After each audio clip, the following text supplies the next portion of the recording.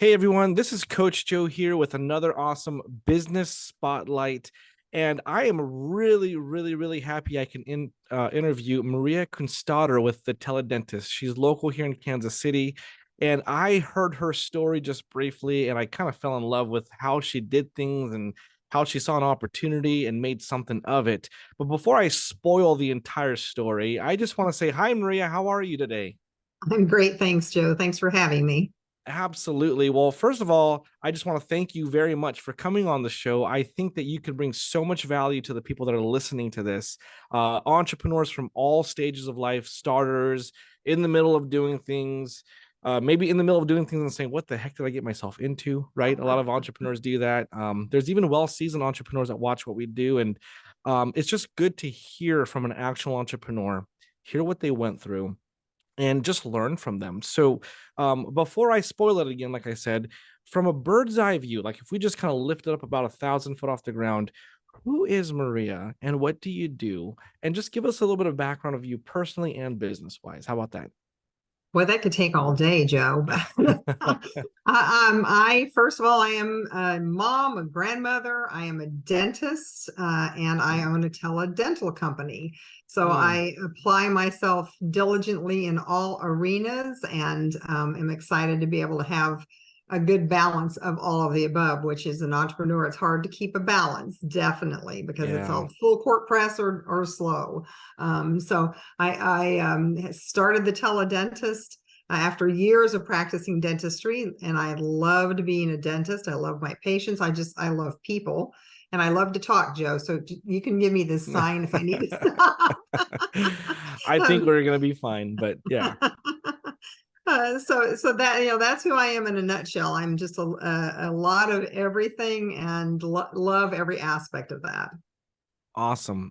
So it's interesting because I've heard of going to the emergency room and calling in and getting triage before we go in. What got you to say, hey, we need to do that for our business? And I'm just kind of going based off of our conversation we had earlier. Absolutely. I think it's a You very know, interesting way you started. So why don't you give the audience the little background on that? Absolutely. So, as a dentist, I was appointed a dental director of the Pains Alliance of Kansas City, which was a group trying to address the opioid crisis back in 2012, 2013, and in Washington, D.C., with a lot of heavy hitters in healthcare. And Mm, over, again, the only dentist in the room, but I kept hearing from the podium of the top 10 reasons people go to the emergency room, toothaches was always in the top 10. Sometimes, one time it was in the top five. And I'm like, wow. that's crazy. There's no dentist in an emergency room. There's no No. care given. They're spending at least 10 times more in an emergency room than they have to spend. Why are people going to the emergency room to see the wrong provider? And at my table, I jokingly say this, there were really smart people. There were physicians that were already doing telemedicine. And it just hit me like a wave. It was like, that's what we need. We need a Right. virtual dentist. And I call it all the wrong places people go for help with dental problems. In my office, pharmacists always said that people would come in and say, I've got a toothache. And they're like, why are you here? Why are you at a Why are dentist? you Yeah. here? So Yeah. that sort of all came to head in Washington, D.C. And after talking to these physicians doing telehealth, it's like, we need a virtual dentist in the emergency room so the patient can see Wow. the right specialist, get the right care, the right medication. And we, because I am a dentist, took it one step further. Don't just say go find a dentist. If that was that easy, they might not have been in the emergency room in the first place. Sure. So our customer service reps actually help them find a dentist in their area, in their insurance Wow. network. If they don't have insurance, we go all the way to safety net clinics. If somebody just doesn't have any money, we help them get into a dental clinic so that they can get the care they need if hands-on care is required. Wow. So you took it from just being able to be available if Mhm. they need you, because if I have a toothache, why am I going to an emergency room? And it's funny because you're at a place to address the opioid issue. Mhm. They probably just give them drugs anyways for painkillers, They right? did. They used to. Yeah. Mhm. And Mhm. so now you have this thing, and then you go above and beyond and create an experience for the people over the phone and say, okay, well, it's Exactly. not that easy. Okay, can you help me? And the answer is yes. We can Mhm. also help you find it. That is Yes. wonderful. That is So great. my So favorite, and I talk with my hands a lot. If you tie my hands behind my back, I probably wouldn't be able to talk. it's But my favorite when I'm talking to healthcare facilities is if somebody comes in with a broken arm, you Yeah. don't call the cardiologist in. No. Yeah. You call the orthopedic surgeon in. So if somebody comes in with a toothache, Right. now they have the opportunity to call a dentist in to see that patient, Wow. a virtual dentist. And the dentist then can address the patient's needs because it's their area of expertise. Wow. So that's what we do. Do you realize that you probably created something big for about 10 years down the road where this is going to be just normal all over the world? So for all entrepreneurs out there, a friend of mine told me about 9 years ago, she said, 10 years from now, you're going to have the newest, hottest product on the market because it takes that long for a Right. new concept. You're so right to push this giant boulder of new idea uphill so that people will see it, understand it, and get the concept. Our fortune was, believe it or not, I pushed and pushed and pushed, developed it, tested it, marketed it, did all kinds of things with it. And then COVID hit. And I talked to the right people in the right areas. March 15th of 2020, COVID hit. I remember that. And Yeah. within 3 weeks, Cigna had called us and said, will you be our teledentist? Because our patients are stuck at home. Wow. Anthem called us and said, will you provide teledental care for our members because they're all stuck at home? So within 6 weeks time, we had 2 giant contracts, which for those kind of companies usually takes 9 months to get a contract like that. But the COVID crisis pushed us into becoming a household word. Yeah, it accelerated everything. That's a topic I was going to talk a little bit later about, but I mean, since we just started it, a lot of entrepreneurs don't understand or don't realize that hard times create great opportunities if we position ourselves like that, or for it, right? To become a resilient business is to make sure that you can withstand those hard times. But if you talk to the right people or do all the right things up front, when those hard times come, you will be that person or that business that they go to for that specific need. And that was the case with a lot of businesses for COVID, right? Right. Those are huge opportunities. But if I can rewind just a little bit, because the vision, I love the vision. I love the fact that you took something and you made something out of it, and now you're doing really well. You're a household name, and yes, we could see the future. Tell us a little bit about the beginning of it, right? Because I'm pretty sure that it didn't look the way it did now from the very beginning. If you can give us the juice. To go back to the pains of that? Oh yeah, the pains are great. No, I'm kidding. Gladly. So again, ideas, light bulbs, then have to be implemented, right? Yeah. So no one was doing teledental consults. So we decided we had to develop our own boutique platform to do teledental consults. And if anybody knows anything about technology and IT, it took 5 times longer than they thought, cost 10 times more than they predicted. So for a whole year of basically waiting for this product to be ready, we were marketing, researching, and etc. Finally got it ready, and then started putting it in different places and different venues that we thought it was going to really be a successful outlet. And then as you basically saw, as we're doing some market testing, we realized this little boutique tool is too small. We knew that we had the capacity to go nationally. So we then started looking for a company that we could go nationally with. And then we joined with a telemedicine company that white labeled their product for a teledental company. And then we went nationally to, and now we're in all 50 states and Washington, D.C., heading to Puerto Rico and the U.S. Virgin Islands as well, and now expanding internationally, pretty much as we speak, looking at different opportunities that have been offered to us to expand internationally. So the starting is expensive, a lot of mental, as you say, resiliency. It didn't work the first time; they didn't get it right the second time. Yeah, and you have to know what your end goal is. One thing I learned, we were just in the Amazon Web Services Accelerator program. And one thing Amazon's known for is work backwards from your end. Yep. And I love that. Know what you want in the end. And then what are work backwards of the steps you're going to need to get there. And it is truly a good tool to use. Yeah. Yeah. Because if you don't see the end game, or if you don't have a clear vision of what it could be, you can get tempted to give up really soon. When things are too expensive or seems too hard, or you get too many no's. I mean, I feel like a lot of entrepreneurs give up when they get the third no. Mhm. And I don't know how many times I've gotten rejected, and if I Mhm. didn't keep going, or a lot of entrepreneurs can say the same thing, including yourself. Can I Absolutely. ask you this? What was the hardest part of launching this? Because you kind of went through a lot, but if you could Mhm. identify the hardest moment where it was like, I'm gonna give up if I don't hit this thing, or maybe not that extreme, but just it was a very, very hard time in the launching phase. What would you say it was? Financial. I mean, I think financial is the hard experience the entire journey. Mm, Because as in spite of contracts, lawyers, and financial, they all sort of go together. In yeah, spite of contracts and pricing, when overruns occur on any development, they're going to charge you. I mean, they have to charge sure, you. And then you get, it's not, it would be a no if you couldn't stand up to it, but you get hit with additional costs, right, additional time, extended time, having people looking for the product but can't get it to it because it's not ready. I mean, yeah, the development, the cost, and the financial are always stopping points. Can we do this? Do we have the money to do this? What are we going to do if we can't? And that's mm, having that end goal in mind and saying, okay, we're going to, whatever it takes to get there, we're going to do it. right, whatever it takes.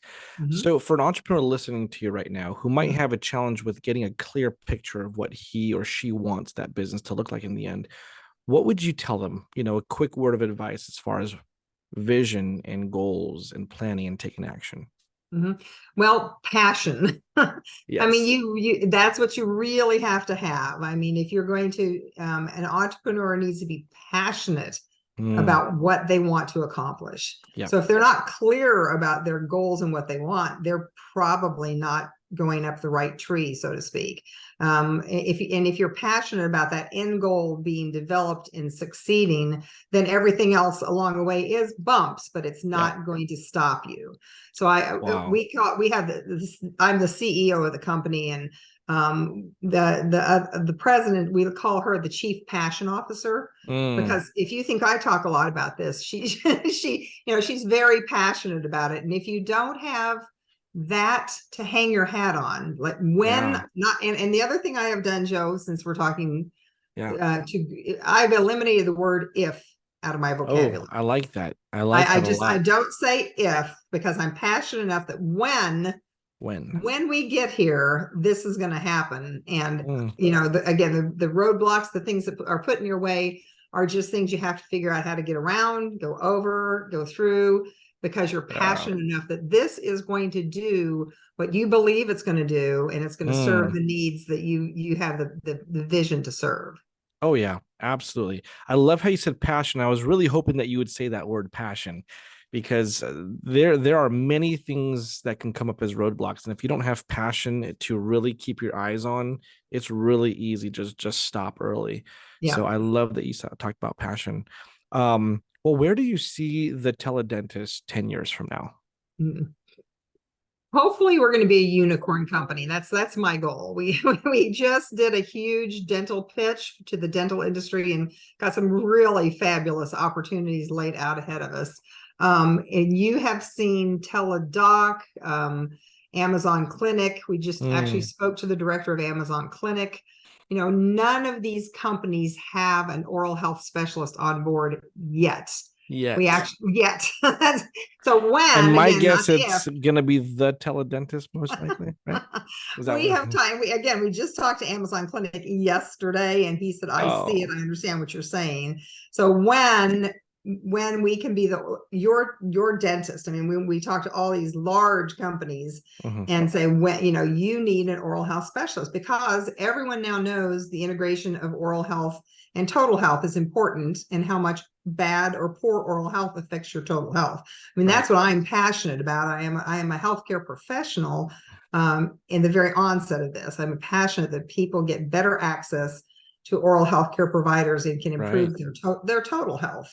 Yeah. So again, when we are the dental providers for all these companies, and people actually can, no matter where they are, rural broadband is expanding so that people anywhere should be able to access an oral health care provider on any system. So that's my goal. And again, our mission is to provide essential dental services 24/7, 365. We can e-prescribe medication if people need it, give recommendations to feel better, and get them into an office of hands-on care as needed. But our vision is to do that globally. And we did have some great support from the World Health Organization, not supporting us, but they came out with a mandate in December of 2022 that said oral health must be part of universal health care package by 2030. So we have 7 years to help make that happen. Why? Okay, so you have a road map kind of for 7 years that the World Health Organization kind of made a mandatory statement that it needs to be part of, the global universal healthcare. So how are you going to position your business marketing wise and networking wise, so that way in 7 years the teledentist is the most dominant of any in your industry, basically? But we already are. Well, it is, but I'm just kidding. yeah.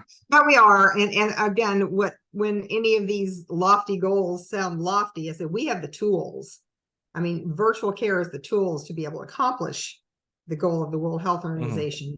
And in fact, they are working with telecom companies, and we are aligned and going to be working with the 7th largest telecom company in the world in Latin America. That's where our Latin American expansion is going, educating them on how we can use virtual consultations and education and training to manifest the World Health Organization through telecom companies. We are working with the 7th largest one in the world. So it is very, very interesting when you hear statistics like 97% of the people in the world have access to a cell phone. Oh yeah. Now that doesn't mean they all have one. I've done dental care in villages and remote areas around the world. Right.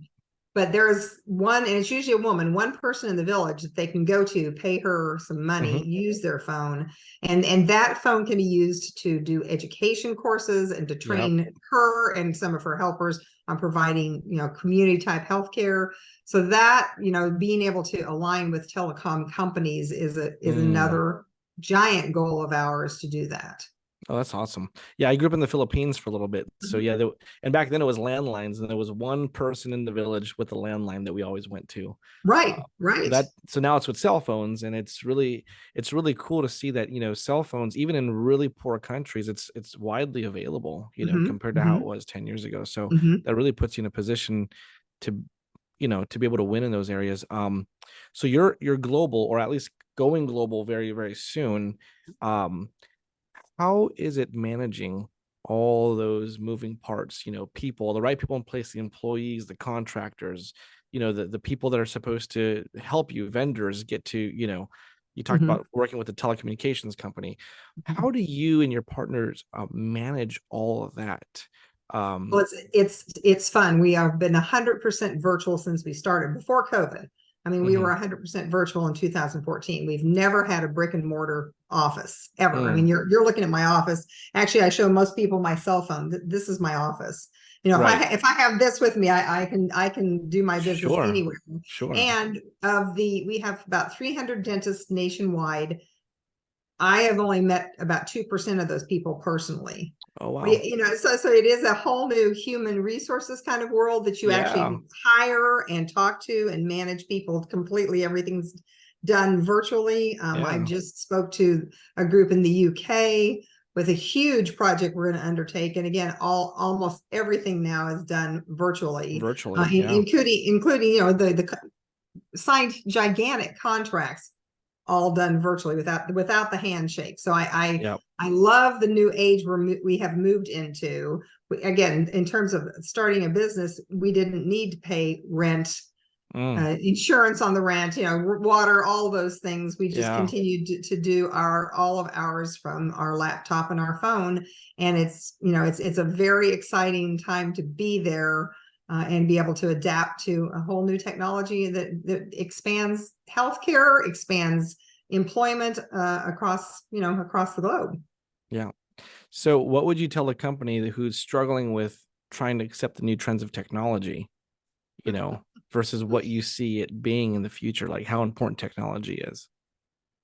Wow. Well, obviously you can tell I'm not young. So I of this entire company, we have four major players that work full time that we work together. And my technology skills are I know how to use my cell phone and I don't want to upgrade because I don't want to have to learn it all over again. So I am the least technology person there is, but we just migrated onto the Amwell platform. Okay. And I actually got trained on that and I love it. So I'm starting to really, me at my age, enjoy technology. And if you basically don't embrace the technology in your industry, you're going to get left behind. I mean, you Oh yeah. basically need to embrace it, need to know that the world is moving in this direction and go with the flow, or Mm. you're going to be left Left in the behind. dust. Yeah. I'm finding too is that these companies who are developing these softwares and CRM systems, they're really making it easy to learn as well Mhm. compared to Mhm. even 5 or 10 years ago. Mhm. So I think that's really important for a lot of entrepreneurs, especially the new ones now, to really know that they have to be on top of the modern technology for their I, business. I've had the opportunity with the AWS. They had a healthcare component and a space component because Hmm. Bezos wants to go back in space again.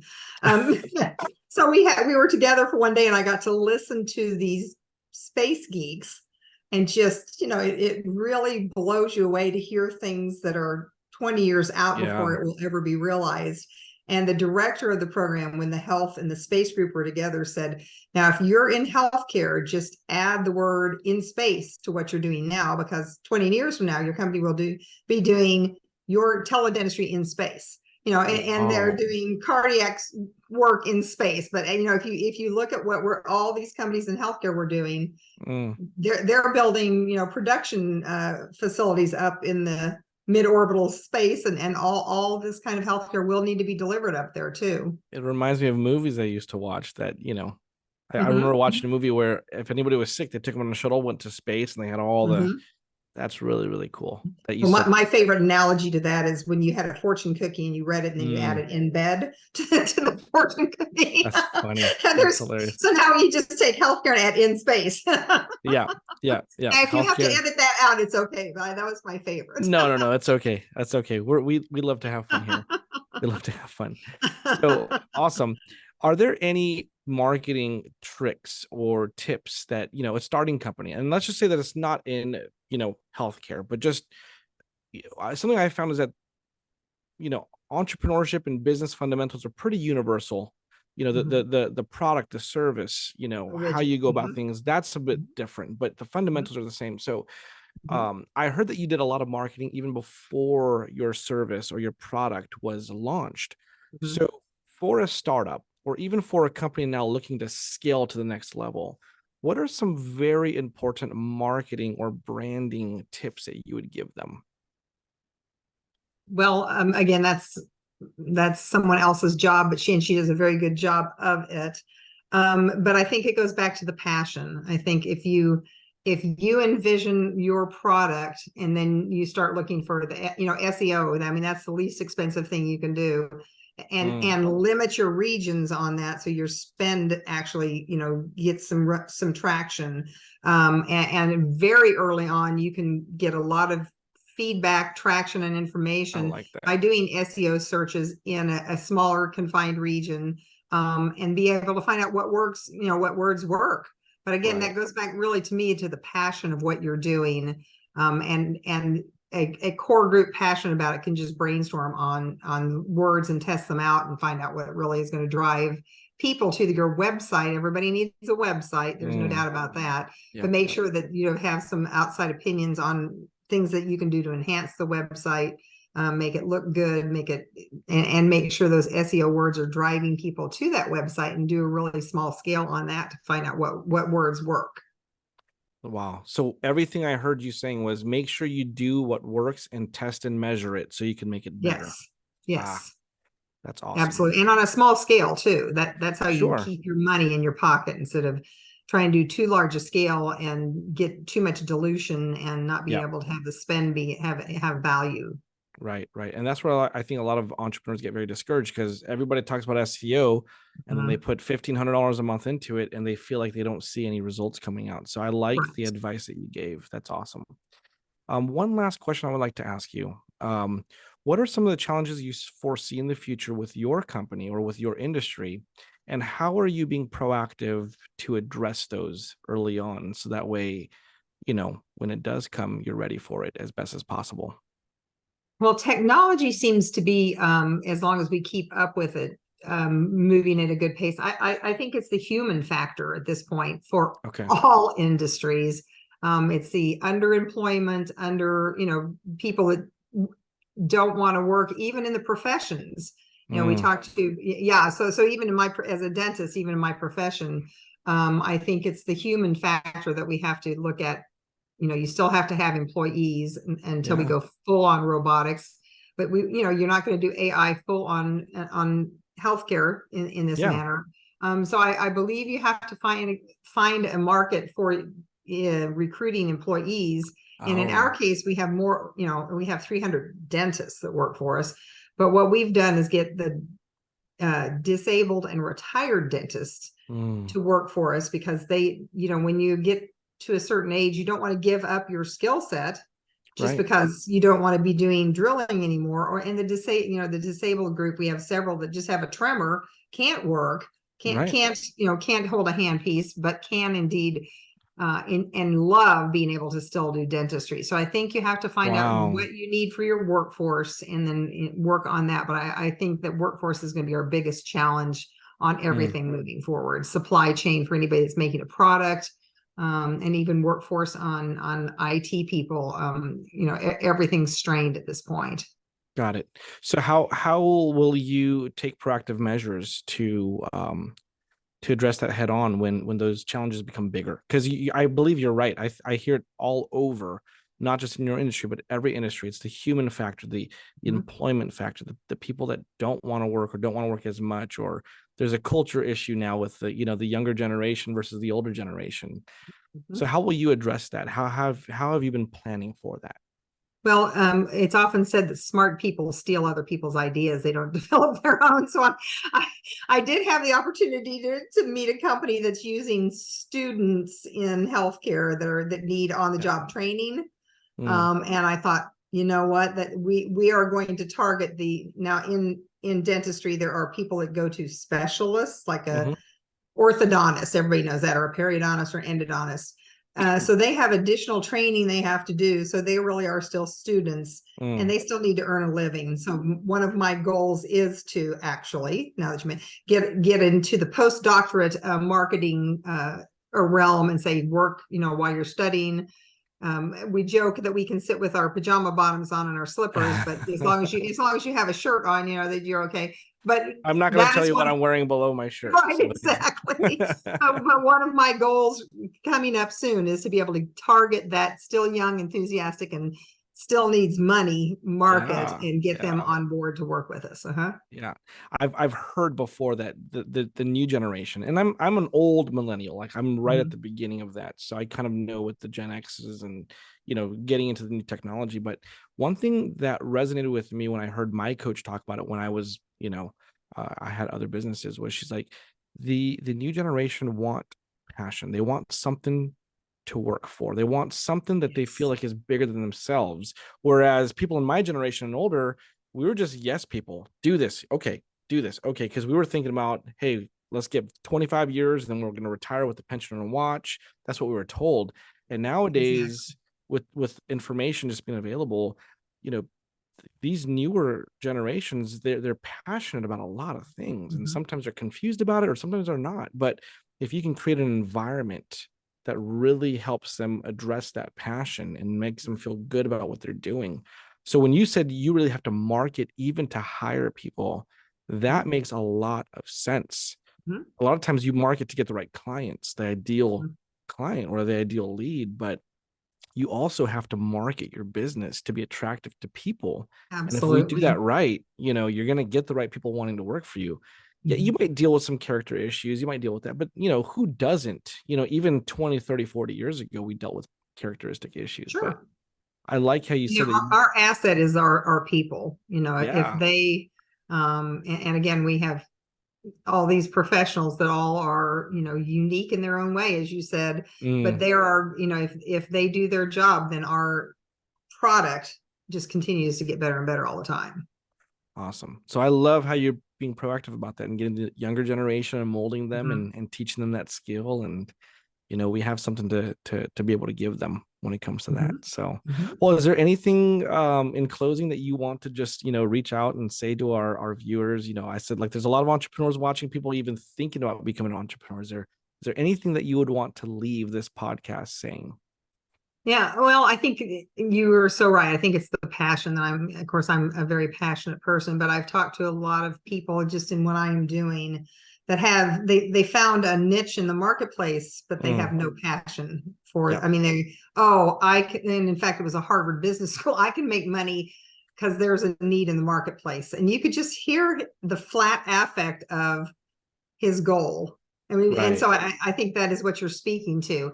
If you don't know that that niche in the marketplace is the most important thing that you can actually change and improve, and you want to do that because that's what you are, engaged to do, not just because you can make money doing that. I think that, Right. Right. that is the fun part of being an entrepreneur, is realizing your passion and getting it accomplished. Yeah, that's so true. I remember starting a business just because there was a need and I found a Right, niche, right? But there was no right, passion to do what I did. I right. had to find ways to be passionate about it. So I listened to stories of the clients that I was helping, and then I Mm-hmm. became emotionally attached to that and became a passion. But even then, that was the only business I sold because it didn't start off with a passion. It Mm-hmm. made a lot of Mm-hmm. money, but Mm-hmm. it wasn't passion. So I ended up selling it. So you're Mm-hmm. right. You're right. Mm-hmm. If you really want it to do well, you have to find that passion and make sure it drives you. And, That's beautiful. in the doing well, I think what you pointed to is the younger Mm, generation. We're not all just looking for the signature on a check yeah. sale, but doing well is, did it accomplish and fulfill what you were set out to Yes. do. And I much as everybody wants a good check, with a signature on the bottom Sure. line. There's no doubt about that. But that wow, it really happened. And I have to give you a story then, because that's one of Hmm. my favorite things too. Sure. One of our favorite reviews was a woman who wrote in. She said, "You are a lifesaver." She Wow. said, "I am a single mom with two disabled children, and I was Mm, considering getting them up and dressed and going with me to the emergency room for this jeez. toothache. But I found the teledentist on the search. And from the comfort of my own home, you all helped me get, medicine sent to my house and my pain under control. And I didn't have to get the kids out of bed." It's like, Yeah. that is, those are the stories that I can How, go, yep, yeah. that's what we're going to do. How do you not get emotional when you read that? Right. And you hear, I Exactly. almost teared up just listening to you say that Yes. because it's, Yes. you no longer became just a person who answered the phone. You became a lifesaver, because Yes. who knows what that lady's going through with two disabled Oh, children. Like what type of chaos might ensue if she had to wake uh, those kids up at 2 o'clock in the morning, maybe. mm-hmm, And mm-hmm, so when you really look at it in that type of detail, you're like, wow, what I do makes a huge difference. I love exactly. that. Maria, I loved talking to you today. And I Well, think thank that you. there It's might be been a part fun. two if you're willing to. And I also want to talk to your chief passion officer. She sounds kind of fun. So, She is but everything that she sounds like she is. So that's that would be awesome. really fun. We tag team our presentations a lot, and really enjoy bouncing this off of each other. So we'd love to do part two together. Absolutely. Well, definitely reach out for that. Ladies and Okay. gentlemen, Maria Kunstadter with the Teledentist. It was such a pleasure to be able to talk with you today and have a conversation about Good business. luck to everybody. It is a challenge, but it's a challenge worth meeting. Worth meeting. I love that. I love that. Nothing good comes easy, and you got to be No. refined sometimes. So that's awesome. I love it. So, all right. Thanks a lot, Joe. I appreciate it. You're very Bye bye welcome. now. Bye bye.